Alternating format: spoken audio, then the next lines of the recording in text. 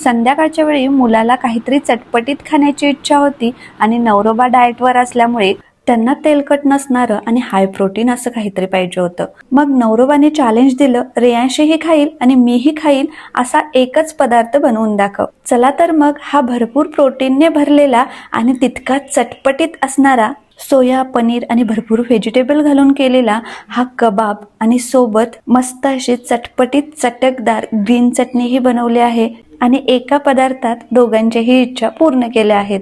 नमस्ते, मी सत्याच recipe Marathi या चॅनलवर आपले खूप खूप खूप मनापासून स्वागत आहे.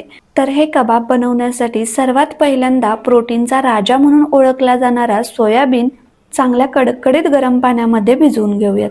तर बाउलमध्ये चांगले खळखळून उकळलेलं कडकडीत गरम पाणी घेतलं आणि यामध्ये 2 कप सोयाबीन ऍड केलं. आता हे सोयाबीन गरम पाण्यामध्ये 5 मिनिटं असंच बाजूला ठेवून देऊ आणि तोपर्यंत काही भाज्या चॉप करून घेऊ. तर मी येते अर्धा कप ओले वाटाणे, याऐवजी तुम्ही फ्रोझन वाटाणे वापरले तरीही चालू शकेल.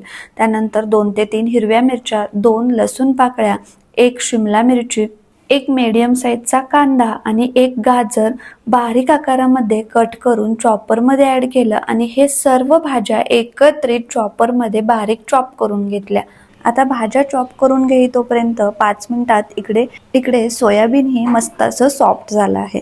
आता यातील पाणी पूर्णपणे काढून टाकू आणि सोयाबीनमध्ये जे पाणी आहे ना तेही हाताने थोडंसं पिळून घ्यायचं आणि त्यानंतर हे सोयाबीन मिक्सरच्या भांड्यामध्ये ऍड करायचे. पण मिक्सरमध्ये हे सोयाबीन ऍड करण्याआधी पाण्यामध्ये अगदी सॉफ्ट म्हणजे पूर्णपणे भिजलेले असावेत आणि त्यानंतर यातील पूर्णपणे पाणी पिळून काढून मग मिक्सरमध्ये हे बारीक करून घ्यायचं. तर पहा, या सोयाबीनची अगदी बारीक पेस्ट बनवलेली नाही, भरडसर वाटून घेतलं आहे. आणि हे आपण 2 कप सोयाबीन घेतलं होतं, त्यासाठी मी येथे अर्धा कप बेसन घेतलं आहे. कबाबमध्ये बेसन जास्त घालायचं नाही, तर फक्त बाइंडिंग येण्यासाठी अर्धाच कप घालायचं. जास्त झालं तर पीठ खाल्ल्यासारखं लागतं.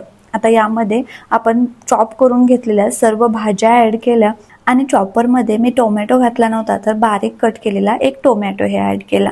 तसेच भरपूर अशी बारीक कट केलेली कोथिंबीर ऍड केली आणि मी येते अर्धा लिटर दुधाचं घरीच पनीर बनवून घेतलं होतं, हे पनीर ही यामध्ये ऍड केलं. त्यानंतर यामध्ये अर्धा चमचा काळी मिरी पावडर, अर्धा चमचा गरम मसाला, अर्धा चमचा धने जिरे पावडर, 1 चमचा चाट मसाला, 1/4 चमचा हळद पावडर, चवीनुसार मीठ घातलं आणि अर्धा चमचा मिरची पावडर ऍड केली. आता हे सर्व चांगलं मिक्स करून घेऊ आणि त्यानंतर सगळ्यात शेवटी या कबाबला हलकासा क्रिस्पनेस येण्यासाठी यामध्ये मी फक्त 2 चमचे तांदळाचं पीठ ऍड केलं आणि टेस्टसाठी 1 लिंबूचा रस ऍड केला. आणि आता हे सगळं मिश्रण हलक्या हाताने मिक्स करून घ्यायचं आणि त्यानंतर या मिश्रणाचे कबाब बनवून घ्यायचे. पण त्याआधी आपण मस्त अशी चटकदार चटपटीत ग्रीन चटणी बनवायला घेऊयात. तर ग्रीन चटणी बनवण्यासाठी मिक्सरच्या भांड्यामध्ये 1 मोठी देठासहित कोथिंबीर, 10 ते 12 पुदिन्याची पाने,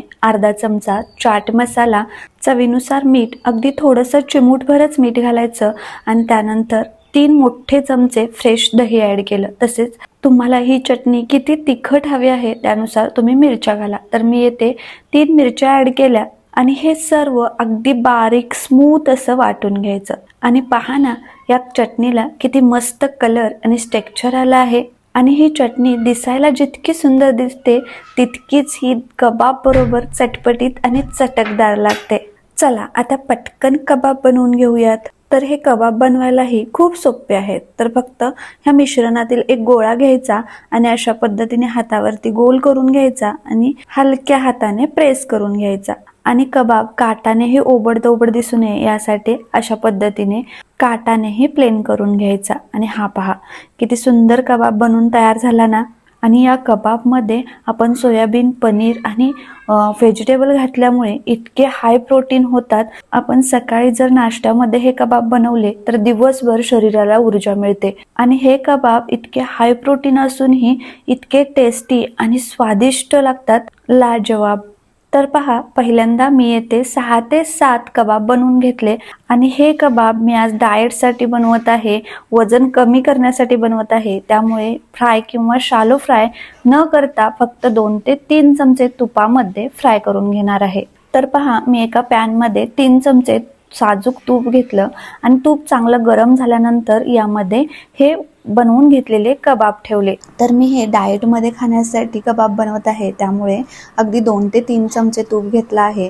तुम्ही रेग्युलरसाठी कबाब बनवत असाल तर जास्त तूप घेऊन शॅलो फ्राय करू शकता किंवा तेलामध्येही शॅलो फ्राय करून घेऊ शकता.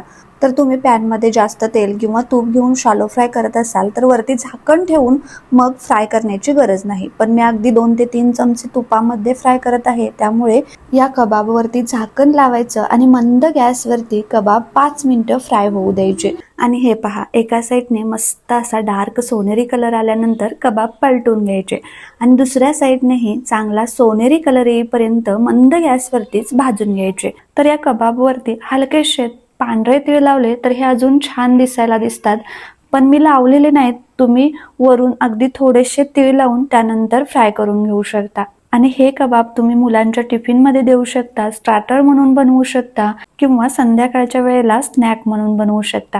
आणि या कबाब सोबत मस्त असा लच्छा कांदा आणि चटकदार चटपटीत ग्रीन चटणीही बनवा आणि सर्व करा हे मस्त असे लाजवाब हाय प्रोटीन कबाब. आणि तुम्हाला जर या माझ्या चॅनलवरील रेसिपी थोडे जरी आवडत असतील ना, तर प्लीज एक लाईक करा आणि कमेंट्स करून सांगायलाही विसरू नका रेसिपी कशा बनत आहेत. काय चुका असतील तर त्याही सांगू शकता. चला तर परत भेटू अशाच नवनवीन पारंपरिक परफेक्ट प्रमाणातील परफेक्ट रेसिपी घेऊन. तोपर्यंत बाय बाय.